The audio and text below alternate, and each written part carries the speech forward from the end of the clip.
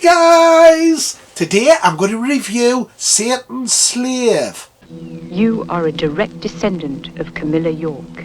But I saw it, Stephen. But it wasn't my parents who were burning. It was me.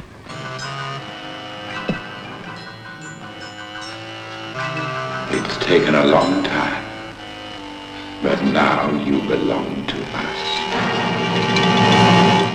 Satan's Slave came out in 1976 and is a British supernatural horror film. It was released in the US as Evil Heritage. It was directed by Norman Warren and is the first of 5 horror films he did. The other 4 are Prey, Terror, Inseminoid and Bloody New Year, and they all feature on the box set. The screenplay was by David McGillivray, who also wrote the best Pete Walker movies. Another British director. Screen legend Michael Gough appears in the film. Music was by John Scott. The film runs 86 minutes and cost between £30,000 to £35,000. The film was a commercial success and was released 5 times during the 1970s. The film stars Candace Glendenning, Michael Gough, Martin Potter, Barbara Kellerman and Michael Craze. Michael Craze, who's in the film, was also in Doctor Who playing the companion Ben in the Patrick Troughton era. So this is the first film on the box set, the Norman J. Warren box set. And there's the case for it.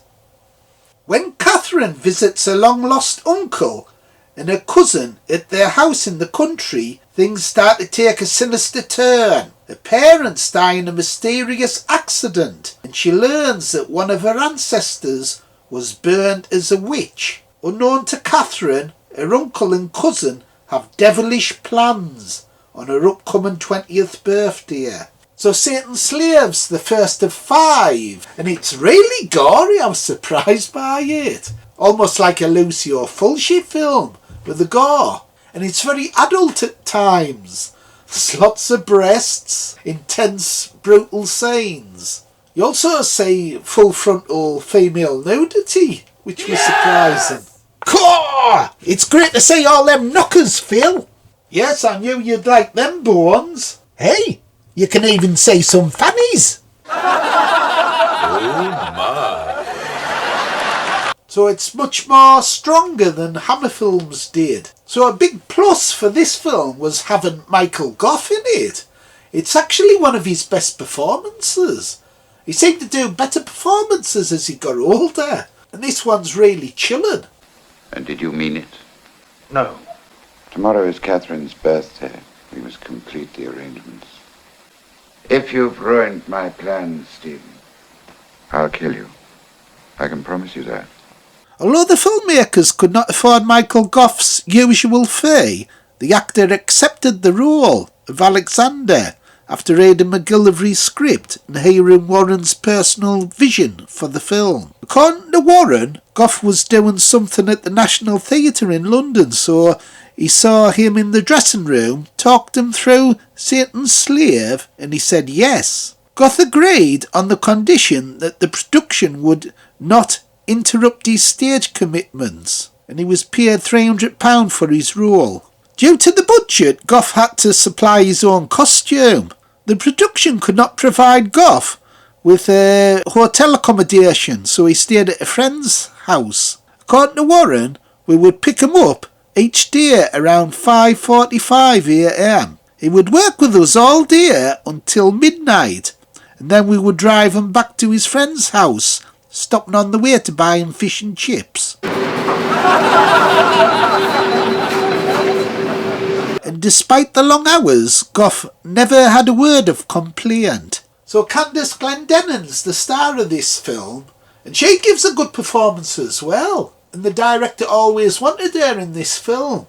The director said that Candace Glendenning, whom he had seen in Tower of Evil from 1972 and other films, was always his first choice to play Catherine. So I was really impressed by her performance, and she looks stunning in this film as well. So Martin Potter plays Michael Gough's character's son in the film, And he's really sadistic. He's a right psycho. Barbara Kellerman, she's good as well, so it's a fairly small cast. There's really only 4 main leads, but they're all really good. And that must be down to the director making them do good performances. Another thing that I like about the films, it's got a good title sequence at the beginning. So you see all these tarot cards. So I quite like that. I like a film that has sort of a specialised title sequence. A bit like TV shows. They're important that they have a good title sequence at the beginning.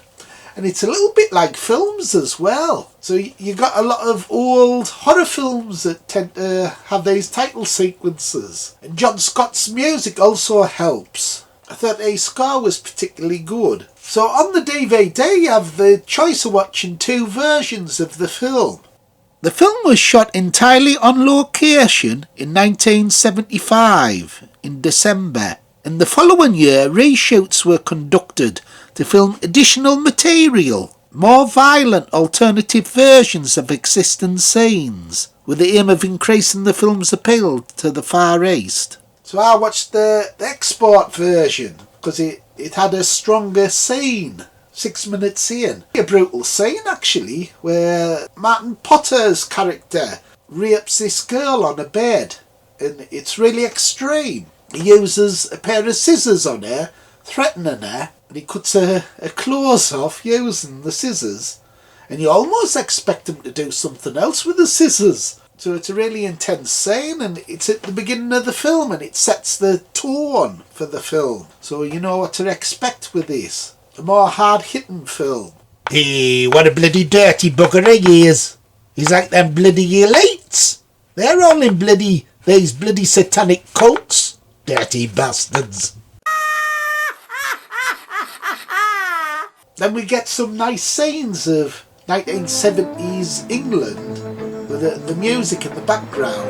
It's always nice seeing proper location footage in a film. So you see a car driving around this country road. So the main character, Catherine, she has a boyfriend played by Michael Craze, and he's famous for his role in Doctor Who. Michael Craze, who plays Catherine's boyfriend John, also appeared in Warren's 1964 short film Fragment. And he's actually better in this film than he was in the TV show Doctor Who. I thought in the TV show his character was a bit bland, not one of the best companions, but in this film he's really good. And one of the highlights of the film for me was when witchcraft was performed on his character, making him walk to the top of a block of flats, and then they make him jump. And you expect the film to move away from the fall, but you actually see his body where it hits. His head smashed open, and you even see bones and gore from his crushed body, like his leg. So I was really shocked by that. I didn't expect so much gore. So it's a brilliant scene. Very much something Lucy Fulci would have done in these films.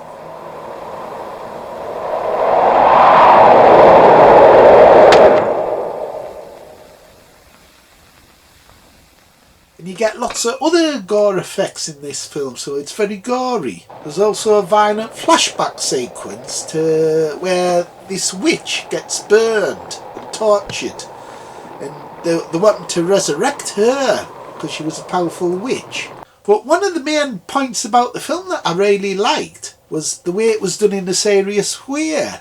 It's a very serious film without any humour, and it makes a change, because so after a while you get sick of all these horror films that have silly bits in, silly humorous bits, especially modern horror films. They do that. And sometimes you just want to watch a serious horror film without any daftness, and this is one of them. It doesn't make fun of the subject of witchcraft. That's quite a scary subject, because there is actually people who believe in witchcraft. I'm not saying that magic exists, but there is people who actually believe in it. So you could get involved in a satanic cult. So that's a very real possibility. So it makes the film more scarier because of that. And the film has a downbeat ending that I'll not reveal. So I quite like downbeat endings. So a lot of credit should be given to the director, Norman Warren, for getting all these good performances out of these actors. He doesn't shy away from the strong stuff either. So overall, I wasn't expecting much from this film, but I was pleasantly surprised. It's a little gem. And it's one of Michael Gough's best performances as well. So out of 10, I'm going to give it a high mark. I'm going to give it 9. 9 out of 10. Very impressed. What do you think, Bones? Did you like it? I bet you did. I thought it was bloody excellent, Phil. Blood, gore, titties, and minge. Bones, man, stop swearing. Anyway, I hope you liked the review. And next will be Prayer. That's actually one of the ones I'm looking forward to the most. It sounds really good, that one. Anyway, like, subscribe and share. Bye everybody, bye. Bye.